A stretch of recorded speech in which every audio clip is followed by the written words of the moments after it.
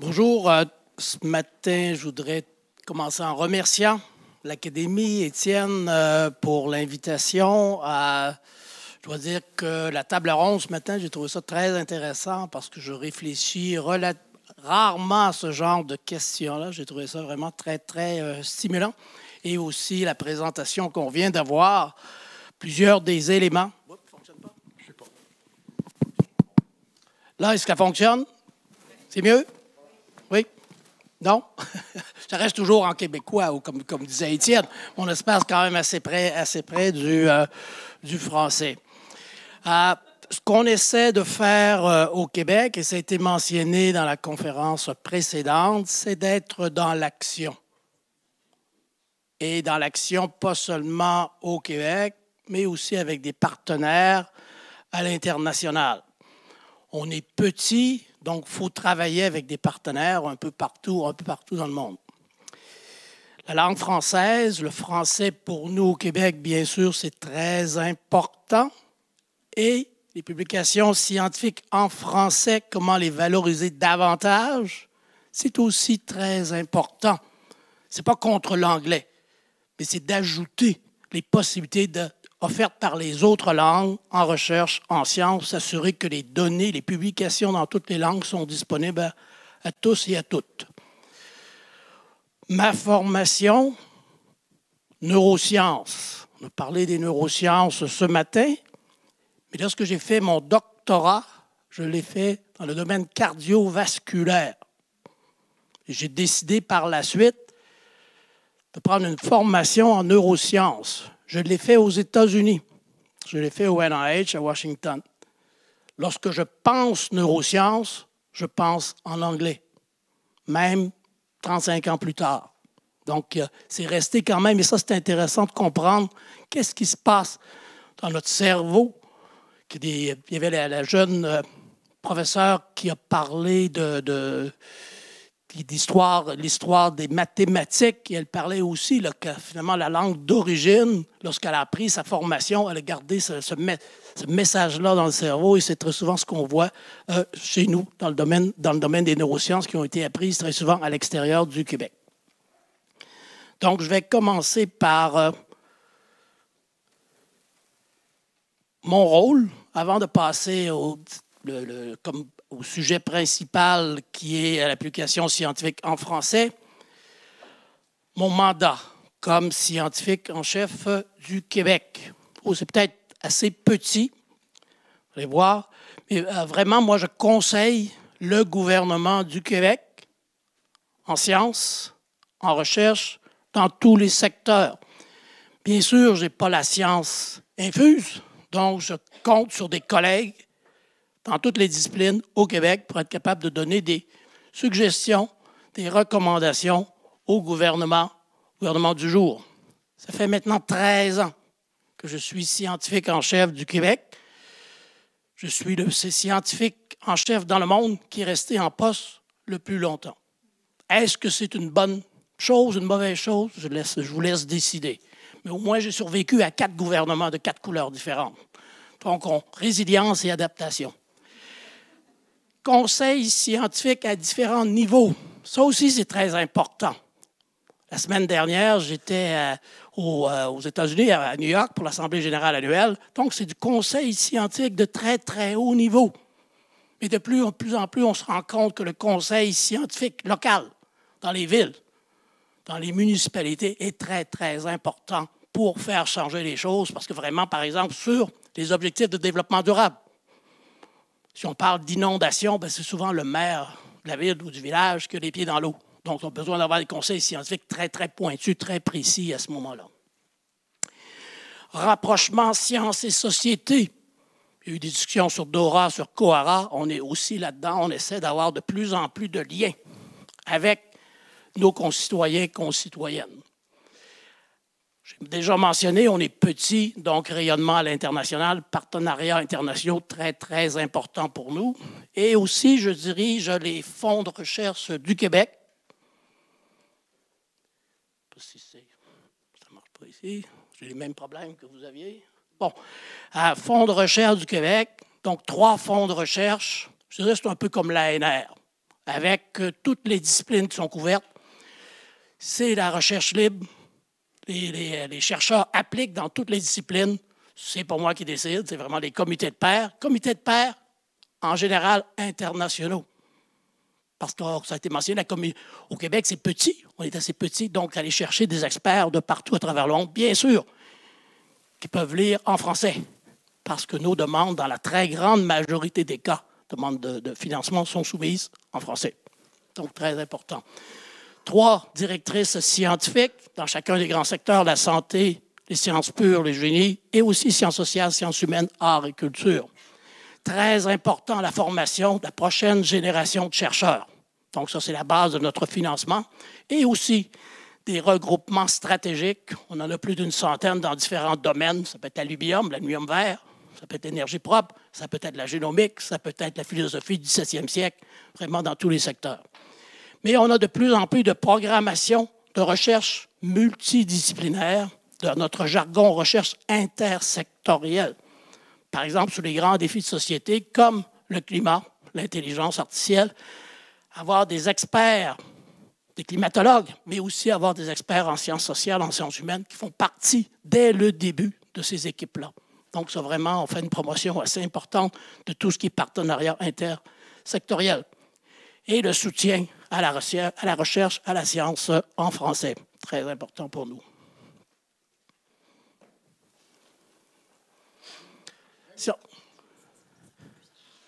Ah. Juste à peser ici.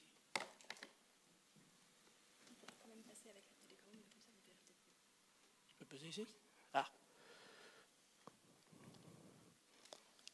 Bon. Ah oui, bon, ça va mieux. Vous ne l'avez pas eu.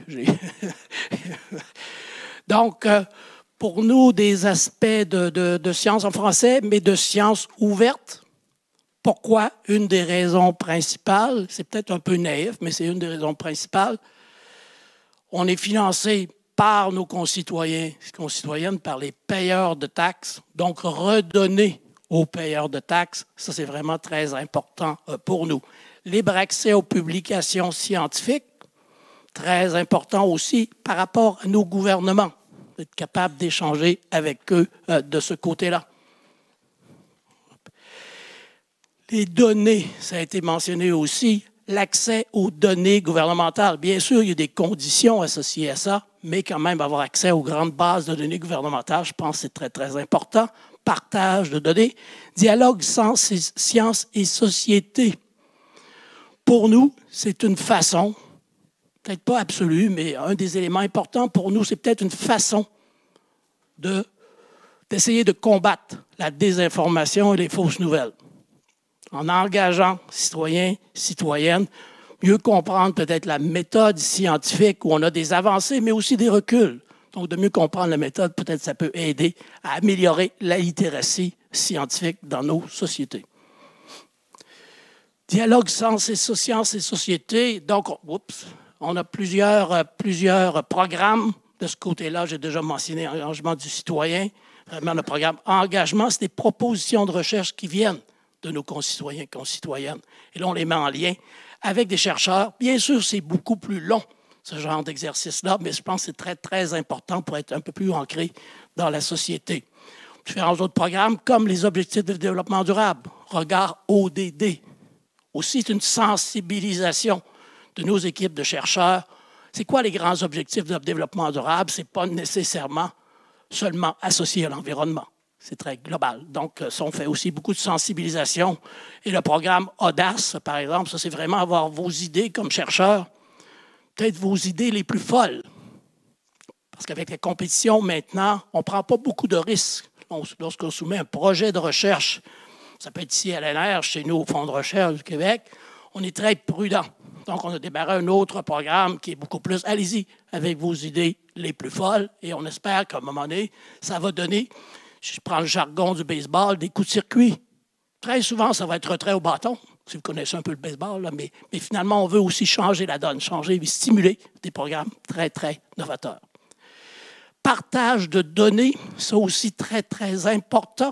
Partage de données de recherche, partage des grandes bases de données au niveau du gouvernement du Québec, Mais bien sûr, il faut que ça soit fait selon certaines normes. Il faut vraiment que le public accepte la façon dont comment c'est fait et s'assurer qu'il y a une grande transparence lorsqu'on parle de partage de données. Des secteurs plus sensibles que d'autres. Bien sûr, si on pense, par exemple, à des données en lien avec l'éducation, mais en particulier avec la santé. Donc là, il y a eu beaucoup de discussions au cours des dernières années sur ces sujets-là, très, très, très importants. Mais on espère aussi, avec le partage de données, faciliter la participation de nos concitoyens à la chose scientifique au Québec. Accès aux données, je ne donnerai pas de détails ici. On a proposé l'an dernier un nouveau pacte dans le domaine de la santé, un nouveau pacte social pour l'utilisation de données personnelles dans le secteur de la santé. Parce qu'on pense qu'on peut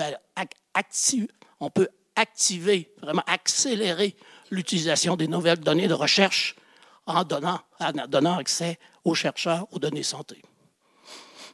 Sciences participatives, j'ai déjà parlé un petit peu, c'est vraiment d'amener les citoyens à nous proposer des projets de recherche, et on le fait de plus en plus. Et je dois dire qu'il y a énormément d'intérêt.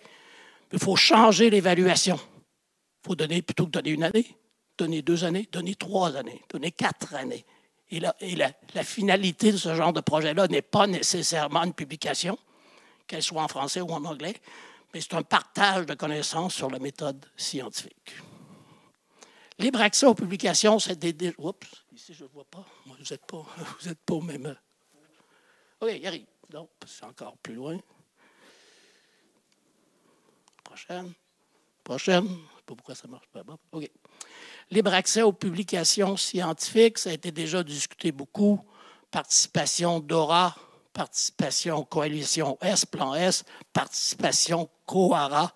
Donc, on est beaucoup là-dedans au Québec. Souvent, on a été parmi les premières juridictions à l'extérieur de l'Europe à signer ce genre d'entente-là. Et nos groupes de travail à l'interne travaillent étroitement avec les équipes ici, en Europe, sur COARA, par exemple. La prochaine. Ça n'a pas l'air de marcher.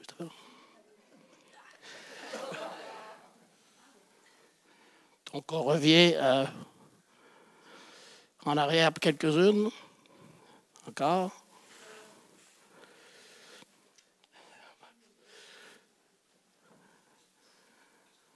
Je sais pas.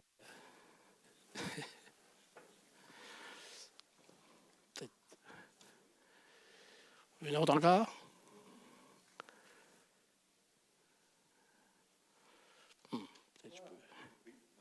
Non, une autre encore. Autre encore.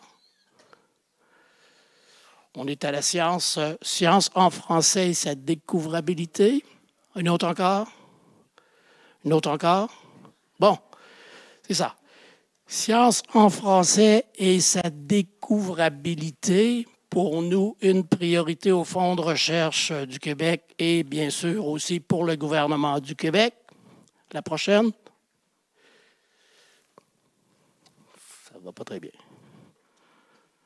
Oui, donc ici, c'est seulement pour indiquer que les collaborations dans le monde, en termes de publications scientifiques par des équipes du Québec, bien sûr, la majorité des publications, c'est avec nos collègues aux États-Unis. Mais la France est en deuxième. Donc vraiment, il y a vraiment un lien très fort aussi de collaboration depuis plusieurs années entre des équipes du Québec et des équipes en France. Et ça, on est très, très fiers de ça. Et on espère qu'on va même réussir à augmenter ce genre de lien très fort avec nos collègues ici en France. Science en français, la prochaine diapo. Bon, ça a déjà été mentionné, la très grande majorité des publications, c'est en anglais. 80-90% dans plusieurs domaines. Donc, il faut essayer de peut-être modifier ça un peu. Encore une fois, ce n'est pas contre des publications scientifiques en anglais, c'est plutôt d'améliorer la visibilité des publications scientifiques en français. Prochaine. Donc, je l'ai déjà mentionné un petit peu ici, mais vraiment, c'est d'utiliser des outils comme le Plan S, comme COARA, et aussi d'avoir plus de journaux qui publient des articles scientifiques en français et mieux le reconnaître.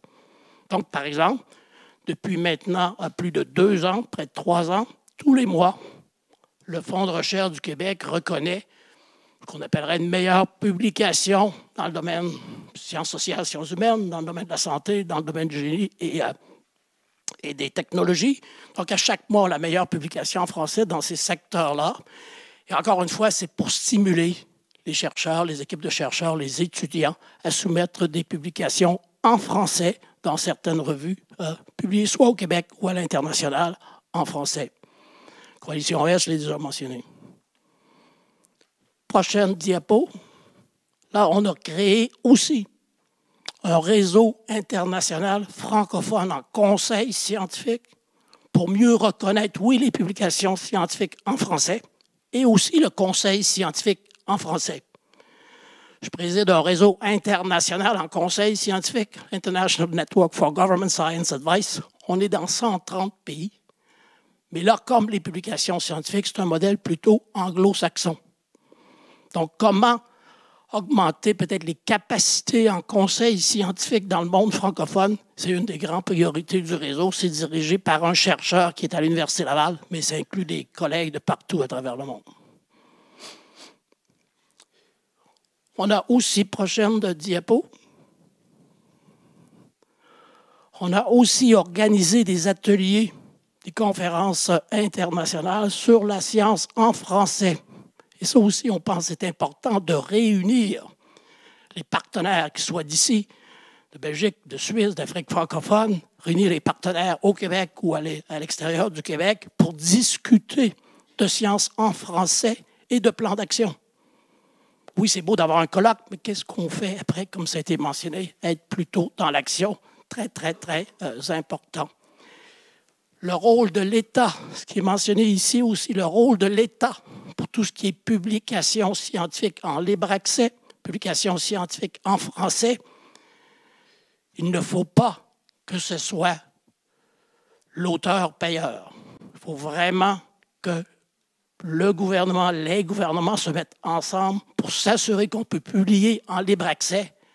Il n'y a pas de coût pour les chercheurs, pour les équipes de chercheurs. Très important. Et on a des géants, ça a été mentionné aussi à quelques reprises. Elsevier, Springer, j'ai rencontré les deux groupes la semaine dernière à New York. C'est ceux qui nous font les yeux doux continuellement en disant on va vous donner des modèles très particuliers, ça ne vous coûtera pas très, très cher. En bout de ligne, c'est très cher. Donc, il faut trouver d'autres modèles. Érudit a déjà été mentionné, ce qu'on essaie de faire au Québec, d'avoir peut-être des structures qui nous permettent de publier, de supporter, d'appuyer des publications scientifiques en français à des coûts moindres que ce que peuvent demander les grandes maisons d'édition. Déclaration de Québec l'an dernier, lors du sommet de l'Association des universités du monde francophone, l'AUF, déclaration de Québec sur la science en français et aussi comment valoriser davantage la science en français, des politiques qui favorisent la science en français. Encore une fois, ce n'est pas contre les autres langues, c'est vraiment valoriser davantage qu'ils ont en français. Découvrabilité, c'est peut-être un mot québécois, là. Découvrabilité des publications scientifiques en français. S'assurer, c'est un gros travail, mais s'assurer que dans le futur, ça va faire partie de grandes bases de données. Présentement, ça ne l'est pas, comme Web of Science, Scopus et autres, mais il faudrait viser que ça le devienne ou on crée des grandes bases de données en parallèle. Donc, très important. Soutenir les revues francophones et valoriser davantage la diversité linguistique en sciences. Ça a déjà été mentionné ici, Dora Coara. Dora, pour la majorité des organismes subventionnaires de recherche, pour les universités, ça a été facile à signer. Mais qu'est-ce qu'on fait avec? Une fois qu'on l'a signé, comment on passe à l'action? Ça, il y a eu beaucoup moins d'impact de ce côté-là. Donc, Coara, qui est lourd, c'est une grosse structure, c'est imposant, mais c'est peut-être la façon d'y arriver à changer la culture du côté publication, du côté définition de l'excellence. Est-ce que l'excellence, c'est nécessairement un papier dans Science and Nature? Il faut être plus large, beaucoup plus large que ça, et l'impact dans la société est très important. Récemment, ce qu'on a fait, c'est qu'on a créé un réseau de publications scientifiques en français. Au Québec, on supporte environ 70 revues, la majorité dans le domaine, bien sûr, des sciences sociales, des sciences humaines. Mais il y en a aussi dans le secteur de la santé et dans le secteur du génie. C'est quelqu'un de l'Université de Montréal, Francis Gingras, qui préside ce réseau-là. C'est un financement quand même pour nous au Québec assez conséquent, environ 2 millions de dollars par année, très, très, très ouvert à l'international. Donc, n'hésitez pas à nous contacter si de l'intérêt de votre part. On a créé aussi des chaires de recherche Québec qui valorisent les publications scientifiques, la science en français. Un des titulaires d'une des chaires, Vincent Larivière, que probablement plusieurs d'entre vous connaissez. Vincent publie très souvent dans des grandes revues. Et regarde ça. L'Impact, par exemple, publication par des femmes, comme premier auteur par rapport à des hommes. Publication en français par rapport à publication en anglais. Et comment les Koharas de ce monde pourraient peut-être changer la donne. Donc, Vincent est très, très impliqué là-dedans. Intelligence artificielle, Montréal est un centre du côté de l'intelligence artificielle. Donc, comment on pourrait peut-être utiliser l'intelligence artificielle dans le futur pour faciliter jusqu'à un certain point les traductions de l'anglais au français ou du français à l'anglais ou du français au finlandais, comme ça a été mentionné. Mais souvent, je dis du français à l'inuktitut, la langue des Inuits dans le nord du Québec. Prochaine diapo.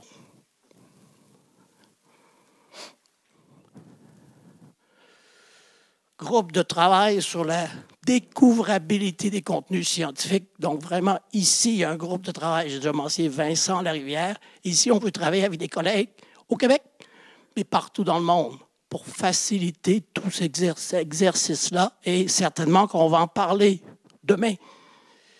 Et pour le reste de la semaine, dans le cadre du sommet de l'Organisation internationale de la francophonie, ici, en France, cette semaine. Prochaine.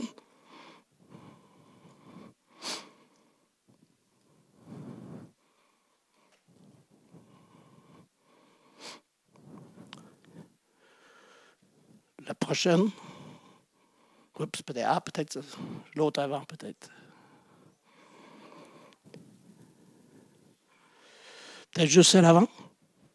Ah, c'est ça. Je voulais vraiment qu'on puisse avoir celle-ci. On a signé récemment, au mois de mai, à l'Université du Québec en Outaouais, lors du congrès de l'ACFAS, qui est le plus grand congrès de sciences en français dans le monde. Chaque année, ça se tient au Québec.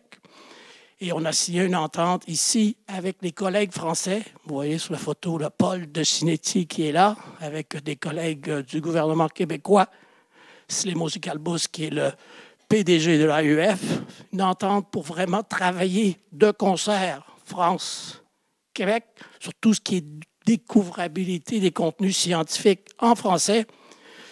Co-président du comité, Étienne, juste ici, de l'Académie des sciences. Donc, on va travailler très étroitement ensemble pour avancer vraiment, pour faciliter les développements de tout ce qui touche la découvrabilité des contenus scientifiques en français au cours des prochaines années. Donc, vous avez un peu une description du mandat ici, découvrabilité dans toutes les publications, dans les grandes bases de données, production et diffusion de contenus scientifiques en français, langue française, traduction d'une langue à l'autre, ça s'améliore. Il reste du travail à faire du côté de l'intelligence artificielle, mais quand même, les traductions sont de mieux en mieux.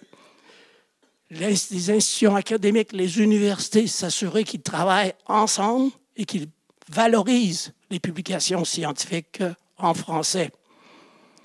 Et finalement, travailler avec nos concitoyens et concitoyennes de la société civile pour interagir davantage avec eux, tout ce qui est science en langue française. On va aussi avoir très bientôt, la prochaine diapo, un scientifique ou une scientifique en résidence, ici en France, à Villiers-Cotterêts, qui va aider tout cet échange-là entre la France et le Québec. Ça devrait arriver au cours. Ça se peut être cette semaine, mais ça retarde un petit peu. Ça devrait arriver très, très, très bientôt. C'est un programme qu'on a développé récemment de scientifiques en résidence dans nos bureaux du Québec à l'étranger. Ça fonctionne bien et on est très, très heureux. Il va y avoir une d'elles qui va être associée à la Cité internationale de la langue française. La prochaine. Peut-être juste pour dire qu'on a publié au Québec différents articles au cours des dernières années pour valoriser, parler de la science en français. Ce n'est pas nécessairement évident, là, mais on a mis sur la place publique avec notre gouvernement. Prochaine diapo. Et là, peut-être qu'on pourra en discuter davantage avec les collègues qui ont participé à la table ronde ce matin. On essaie aussi, c'est pas moi, c'est des experts du côté linguistique, des linguistes, développer des nouvelles terminologies, créer de nouveaux mots dans des domaines, par exemple, comme l'intelligence artificielle et comme le quantique, où les mots sont presque tous en anglais. Donc maintenant, arriver avec des mots, avec un lexique francophone, français plutôt, je devrais dire, pour, par exemple, l'intelligence artificielle. Il y a eu quelques publications récemment sur les... Il y a beaucoup plus que 101 mots, mais 101 mots de l'intelligence artificielle pour avoir des mots en français. Et c'est fait avec des collègues de l'Université de Montréal. À Ottawa, aussi, prochaine diapo, le gouvernement fédéral a aussi une politique de valoriser davantage les publications scientifiques en français. Donc, je pense qu'on s'en va dans la bonne direction de ce côté-là. Prochaine diapo. Et la suite des choses. J'ai déjà parlé des chaires de recherche. Le gouvernement du Québec a annoncé lors des dernières élections qu'on était pour créer 20 chaires de recherche au Québec. Il y en a 5 qui ont été créées à date. Donc, il va y en avoir d'autres. Il va y en avoir d'autres qui vont être associés aux publications scientifiques en français. Le groupe de travail Québec-France, on a quelques jalons. Au cours des derniers mois, on va en avoir beaucoup plus. Et Étienne ne le sait peut-être pas, mais il va être très occupé au cours des prochains mois avec ce sujet-là. Divers aspects considérés, bien sûr, la technologie, plateforme de diffusion très, très, très important. Politique et orientation, critères d'évaluation, ça a été mentionné aussi. Si ça ne fait pas partie de critères d'évaluation dans les comités de pairs, et les collègues disent « Oui, bon, il a publié quelques articles en français, mais ça ne compte pas vraiment », on perd notre temps jusqu'à un certain point. Aussi, tout ce qui est carrière académique dans nos universités, s'assurer que ça compte dans le profil, dans l'évaluation de la carrière académique. Promotion de la langue française et son usage en recherche dans l'enseignement et établissement. Soutien financier, je l'ai mentionné, et ça, c'est un début, ce qu'on fait. On doit aller encore plus loin. C'est vrai pour nous au Québec, mais c'est vrai ici en France, c'est vrai partout dans le monde. Et ça peut être, si c'est l'espagnol, c'est la même chose. Il va falloir que les pays soient capables de supporter adéquatement pour avoir le libre accès. Et ici, remerciements à Étienne et aussi à Paul pour les travaux au cours de la dernière année. Et vraiment, on est fiers de ce qu'on a fait au Québec. C'est une première étape et on doit faire encore davantage pour valoriser la science, les publications scientifiques en français. Merci beaucoup.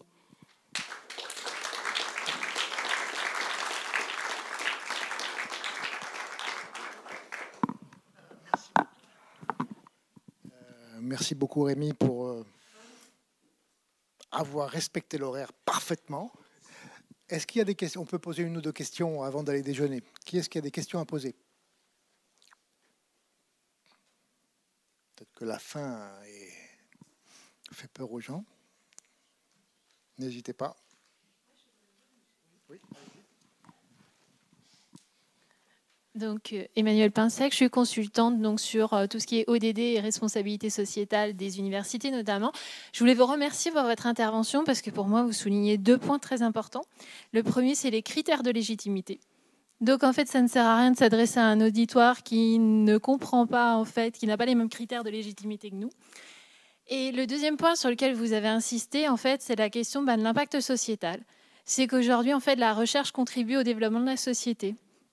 Et que aussi, inversement, en tant que chercheur, on doit participer finalement à relever les enjeux et les défis de notre société. Et donc, on est dans la contribution à quelque chose de plus grand que nous. Et merci pour ça. Vous êtes un exemple au Québec. Merci, merci bien. Ça fonctionne, oui. Peut-être juste merci des commentaires. C'est certain que on essaie aussi, avec nos institutions universitaires, de peut-être changer un peu la façon de faire dans la très grande majorité de nos universités pour l'évaluation, pour les promotions, etc. 3 grands sujets, 3 grands secteurs, la recherche, l'enseignement et l'interaction avec la société. Très souvent, le troisième, c'est un tiers, en théorie. Mais en pratique, le dernier tiers, c'est beau de l'avoir fait, mais bon, on revient à la recherche. C'est peut-être plus facile à évaluer aussi, et peut-être que ce qui était discuté avant, les fameux facteurs d'impact, finalement, on n'a pas obligé d'être un expert pour avoir ça, avoir un facteur d'impact de 14 ou de 5 ou de 10. Il faut aller plus loin que ça. Il faut vraiment s'assurer que de plus en plus, et les jeunes veulent le faire. La nouvelle génération, très souvent, ils veulent interagir avec la société. Ils ont de grandes ambitions, mais je pense qu'il faut les aider de ce côté-là et soutenir l'implication citoyenne pour ceux et celles qui veulent le faire. Eh bien, il y a une question.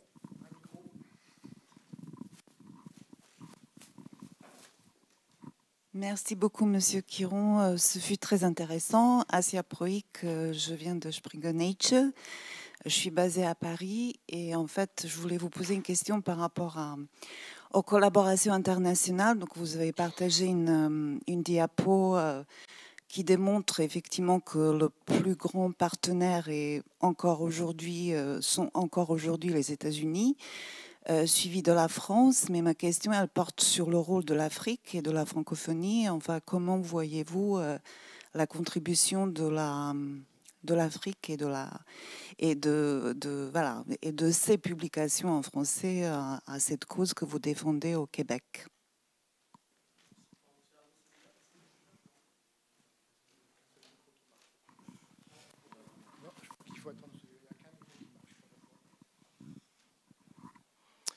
Oui, merci. Excellente question. Et pour nous, j'ai parlé des fonds de recherche. On supporte à peu près 70 publications, journaux scientifiques édités au Québec dans les domaines des sciences sociales, des sciences humaines, des arts, de la culture, du droit, quelques-unes plus dans le secteur santé. La majorité des lecteurs, c'est en Afrique francophone. Donc, comment interagir encore davantage avec les collègues en Afrique francophone, c'est une grande priorité pour nous. J'ai parlé très brièvement du réseau international francophone en conseil scientifique. Donc, c'est bâtir le conseil scientifique, mais la publication scientifique en français fait partie de ça. C'est dirigé par quelqu'un qui est à l'Université Laval, à Québec, M. Ouimet, mais la plus grande présence est en Afrique. Et c'est là que ça va se développer, d'après nous, au cours des prochaines années. Le Québec est une société âgée. La moyenne d'âge est la deuxième plus élevée au monde, après le Japon. On arrive en Afrique, c'est totalement l'inverse. Donc déjà, le réseau a signé des ententes avec Senghor, par exemple, pour des formations avec Senghor à Alexandrie, en Égypte. Vraiment des formations en conseil scientifique, en publication scientifique. On fait des choses avec Dakar, avec Rabat, avec le Cameroun. Donc, pour nous, l'Afrique est vraiment tout à fait centrale.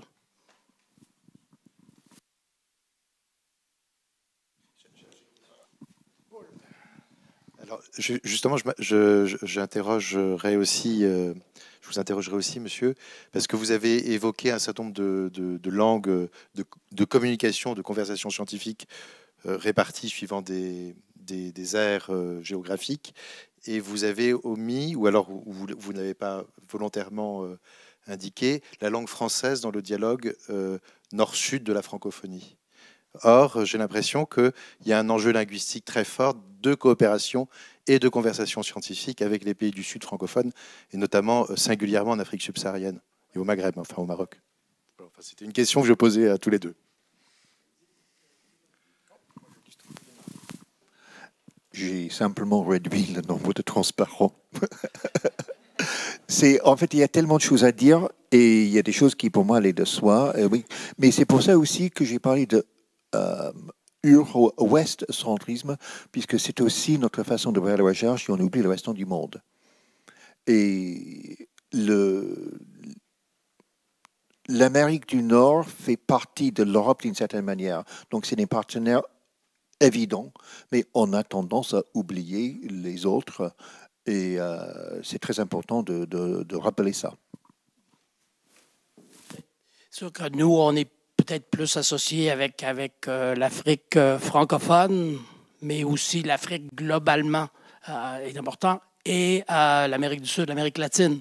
Ça a été mentionné à quelques reprises. Ils ont déjà pris certaines initiatives là-bas peut-être ça peut être adapté, mais on travaille beaucoup aussi avec les collègues d'Amérique latine, que ce soit vraiment plus du côté espagnol, mais aussi le fait français, la francophonie, la francophilie en Amérique latine, c'est très important aussi. Donc, il y a des liens un peu naturels de ce côté-là et on veut travailler davantage avec eux dans le futur aussi. Là.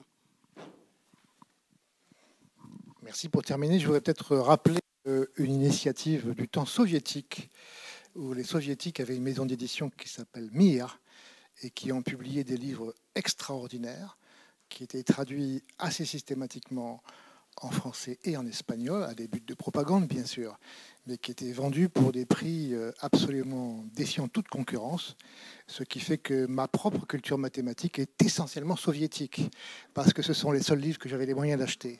C'est très très intéressant. Le Bourbaki, c'était pas dans mes moyens. Voilà. Merci à tous. On se retrouve à 14h15, si je ne me trompe pas, pour continuer sur une après-midi qui sera entre guillemets plus les solutions pratiques, comment on s'y prend pour traduire et interpréter la science.